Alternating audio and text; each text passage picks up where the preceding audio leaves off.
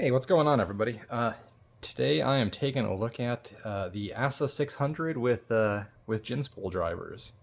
Um, yeah, this is a surprisingly tough lock. I really figured, I've picked an LPU black belt Assa 700 with tapers and trees and all sorts of stuff, and so I figured, well, surely this is going to be a cakewalk, and that has not proven to be the case. I've had a real tough time with this lock. I actually think in some ways having six gin spool drivers that are all kind of the same style of pin, so they interplay with each other, and it's easier for them to drop, and you're dealing with things that are a lot closer to the same diameter and have the same features. With the 700, you set your tapers, and then you're kind of done with them. And you reduce your total pin count effectively from 7 pins that you're dealing with to 4 right off the bat, and it's a whole lot easier to keep 4 balanced out. But 6 has been tough. Yeah, so I have opened this like one time. I've been working on it kind of on and off for the last week, but I'm feeling good about it now. I'm feeling more like I've got it sorted and got the tension control kind of sorted to keep everything where it needs to be. So let's go ahead and take a crack at it. Here's our key here. Go in. Key works just fine. Actually, I'm so used to picking Assas with sidebars, I'm not used to having it like be so smooth, which is probably another part of the complication on this. Is I'm kind of used to being able to do what everybody seems to refer to as assisted float picking for clearing the gins, where you kind of use the sidebar to create some of your counter rotation to relax the cord and get the gins moved out of the milling and set. But there's no sidebar on this, so you've got to manage everything directly. All the floating has to be done. Most folks use 2 tension wrenches. I've had decently good luck with just a single tight-fitting tension wrench. Something about the coordination of the two just doesn't work as well for me. It's probably why this is so difficult for me. I need to really get on the bandwagon and learn how to do that at some point in time. So, all right, here we go. Let's take a crack at this thing. We're going to work on getting our false set first. There is not quite a zero lift, but there is an extremely low cut on pin 2. So it's really easy to overset that pin during this initial phase when I'm kind of working on getting everything into a false set. If that happens, it'll actually probably be easier to just reset the whole lock.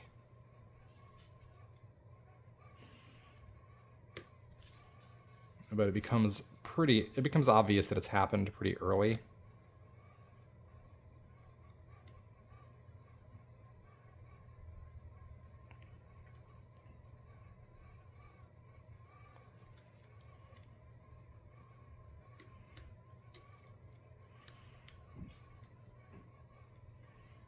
It's possible that I did exactly that. I'm just testing everything real quick.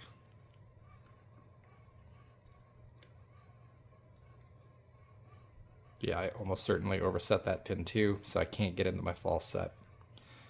We'll go ahead and reset, take another crack at it. I find it's easiest when I'm doing this to keep my tension real high. It helps me avoid accidentally oversetting pin 2 just with the shank of my pick, even if I'm not putting any direct pressure on it. But that means it's harder to get started on the lifts with everything else. So it's kind of a challenge regardless.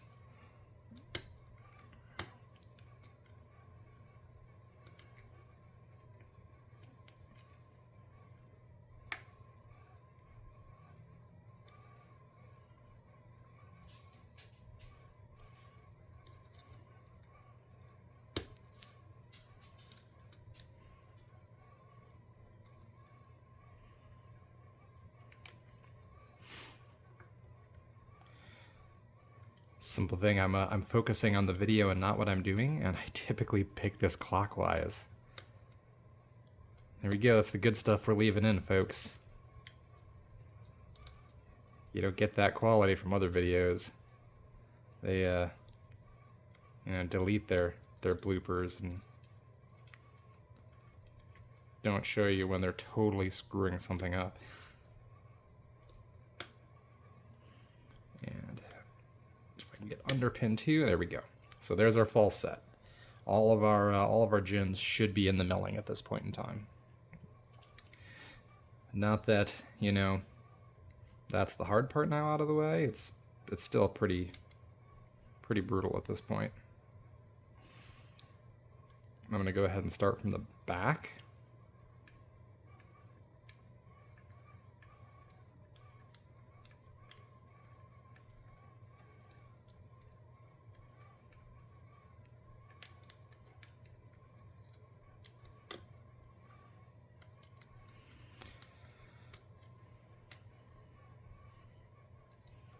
It can be kind of tough to get started here. Once I get the first couple of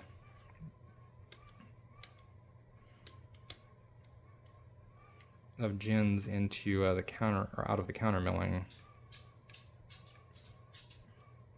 it's a little easier to keep everything kind of loose.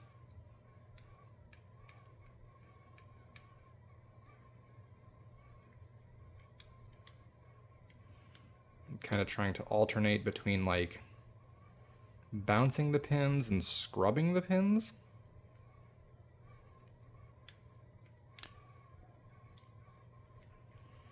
Just trying to work them loose.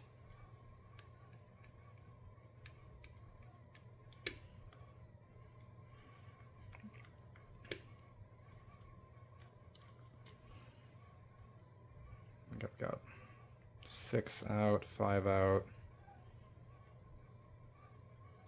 4 probably, 3, something partially fell. There it is. 6 slipped down.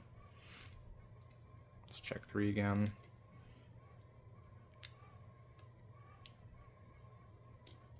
6, 5, 4 might have dropped as well.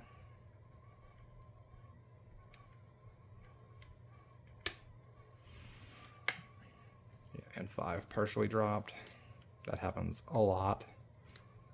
3. Now we're going to come up to pin 1.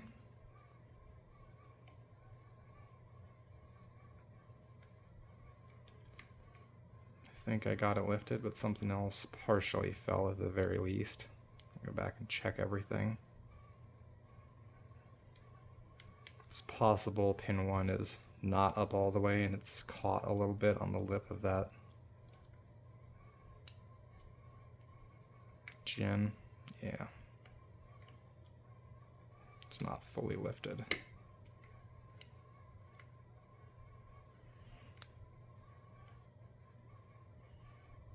Pin 1 is a pretty high set, and it has a tendency to kind of want to drop a lot of other stuff. So I'm really trying to be, there we go. Got it up, but I felt something else drop. We'll go ahead and set 2 real quick while we're here. It's, like I said, a real low set.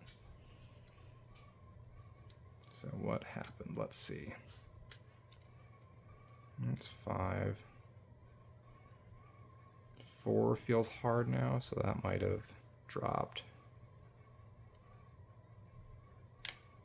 Oh.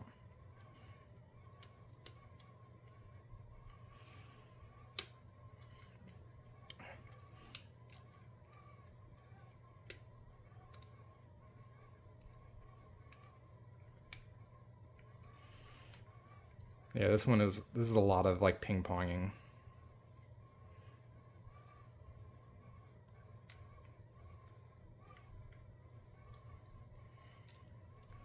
Go back to the front here and check pins 1 and 2. Yeah, I think 1 fell.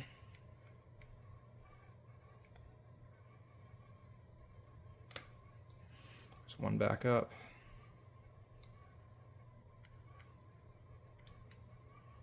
Maybe two didn't fall. Yeah, it did. There we go.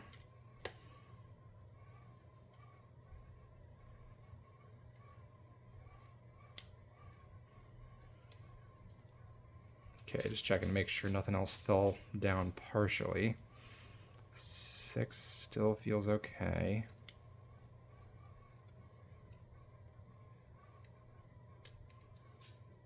5 definitely fell back down.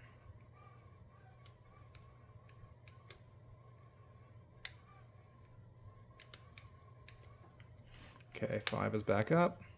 6 fell partially, but it's back up now.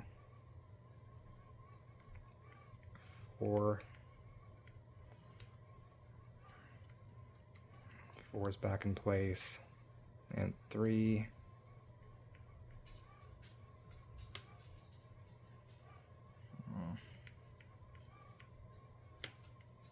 Three's back in place. And 6 slipped a little bit, but it's back up now. 6, 5, 4 down again. 4 is back up.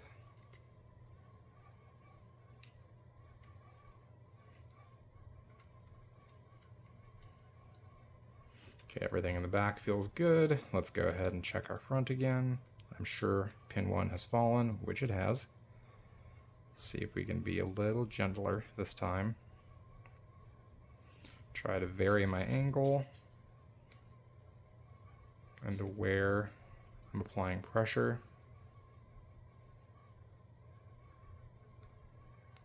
To see if I can get it to set. Yeah, a little earlier.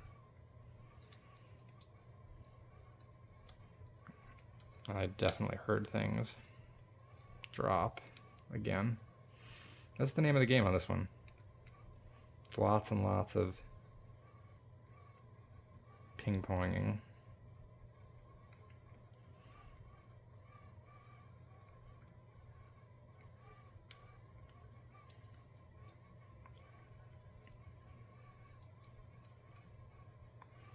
Okay, 1's back up. 2's back up. Let's see what our damage back here is. 6 feels okay.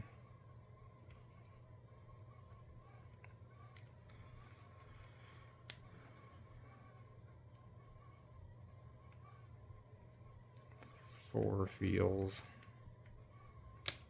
like it's binding, but it's set now.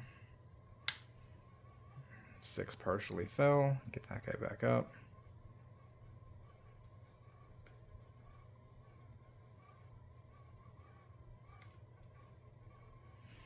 Three is binding.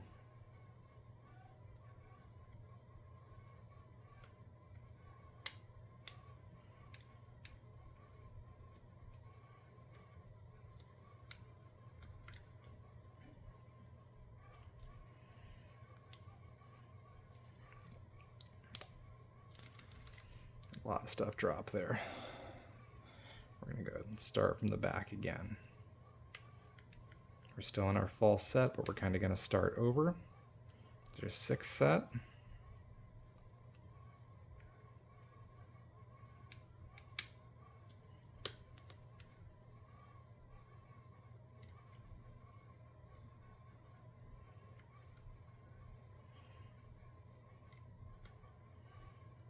Five. Must not quite be set. Felt it clear, but then when I cranked it down, it didn't drop all the way back into its false set. There we go. It just wasn't quite over the line. 4. Just 4.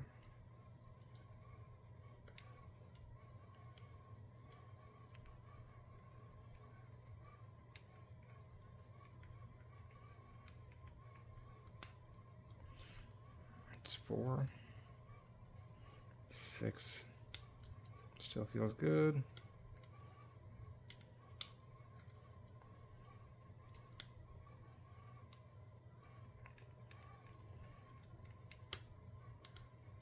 5 dropped down, but it's back up now, I think. Nope. There we go.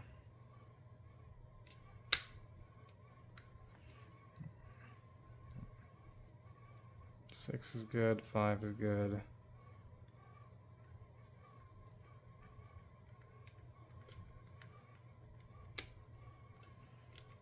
Four is good.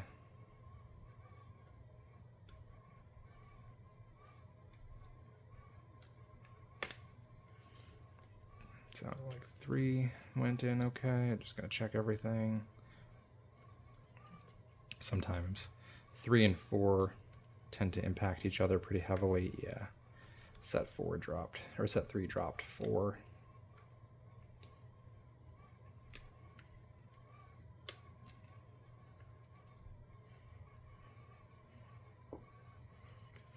Okay, again, everything in the back is set.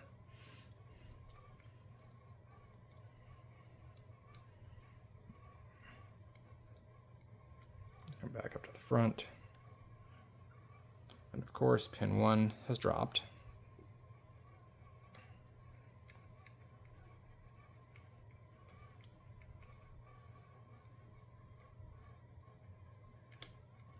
Whew.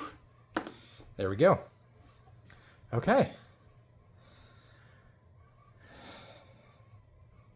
See, we've got an open. Go ahead and lock her back up.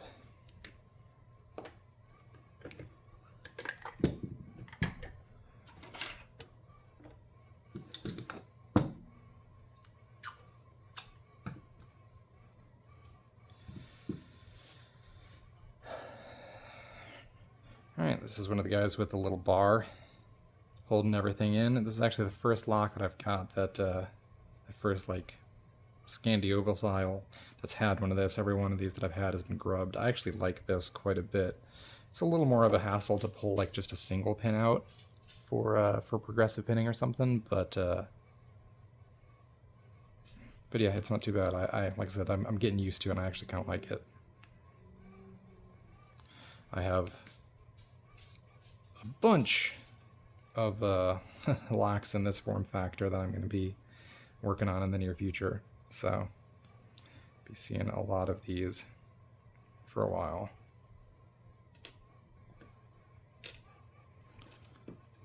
So we're going to go ahead and we'll start with pin 7. So this is the only real drawback to this is getting all of our springs out before everything else. Can't just dump the springs easily. Here's our first gin spool driver on pin 6. I think I said pin 7 a second ago, but obviously that's not correct.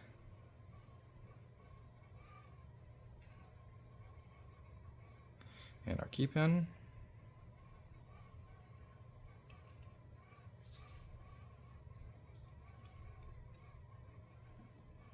Spring in pin 6.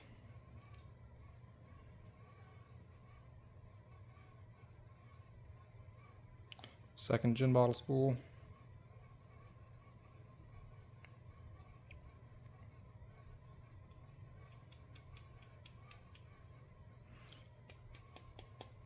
I promise there's a key pin in here.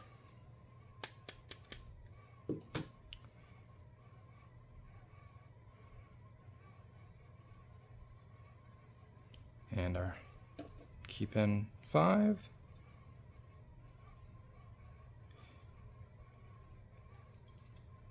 Spring 4.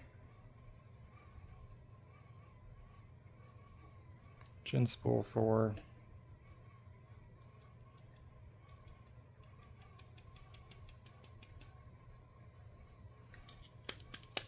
A little percussive maintenance.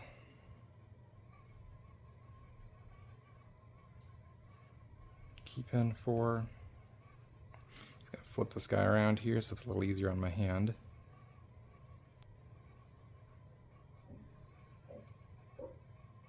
Spring 1. Gin spool 1. key pin 1.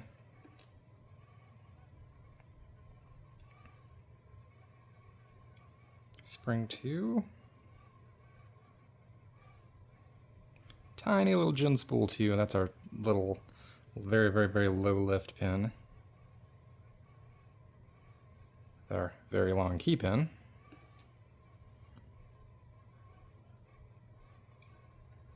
And I just launched spring 3. I'm going to set this down right here because I know exactly where it went and I don't want to have to chase it later.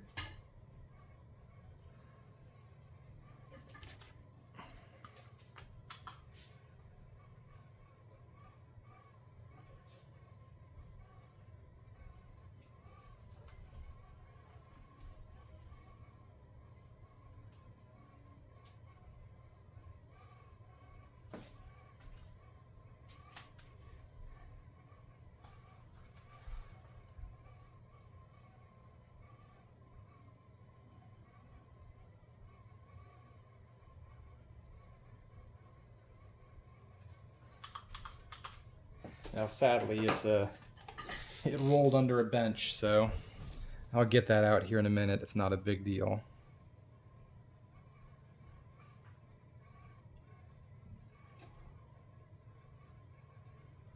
It's our last gin spool driver and our last key pin. Let's go ahead and take a look at this core. I feel like every time I do this, I forget to at least loosen these screws before I take pins out, and it's a big pain in the butt to keep it stable while you loosen these screws up when the core can just rotate freely.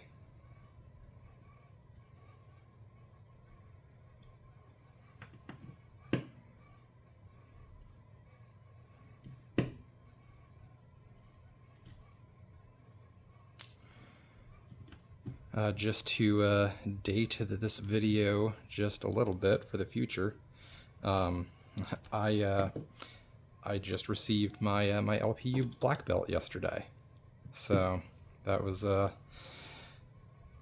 it's a really amazing and memorable and honestly humbling experience to kind of see everybody from the community reaching out and congratulating me. It's pretty spectacular. I'm still still responding to plenty of tags and pings today. So thank you to everybody that's reached out to me so far. I really do appreciate it, and look forward to keep working with y'all for as long as you'll have me, basically. So there's really not a whole lot of consequence to look at in the top section of this thing, but we do have a counter milled core here.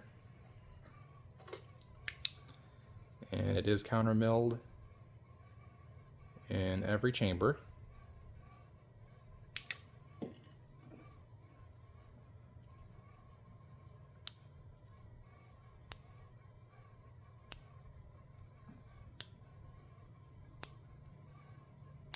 It's good and snappy. You see it's visible from both sides.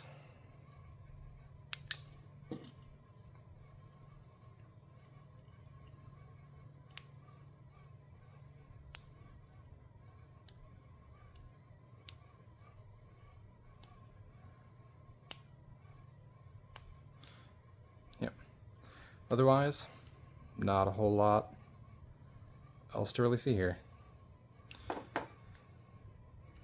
So yeah, that's the Assa 600 with gin bottle spools. 6 spools, counter milling in 6 chambers, so that should be a LPU Red ranked lock. This is a tough pick. Like I said, I really feel like in a lot of ways this was tougher than the 700. The 700 kind of breaks into different sections, so you have to work on different things, and this is not that. It's really just, can you handle gins or can you not? And you just kind of have to work your way through them. I think I probably learned more about reading good feedback on gins and how to juggle, gins in a bunch of different chambers on this lock than I did on the Assa 700 or the 6K with gins that I've picked, or whatever. Yeah.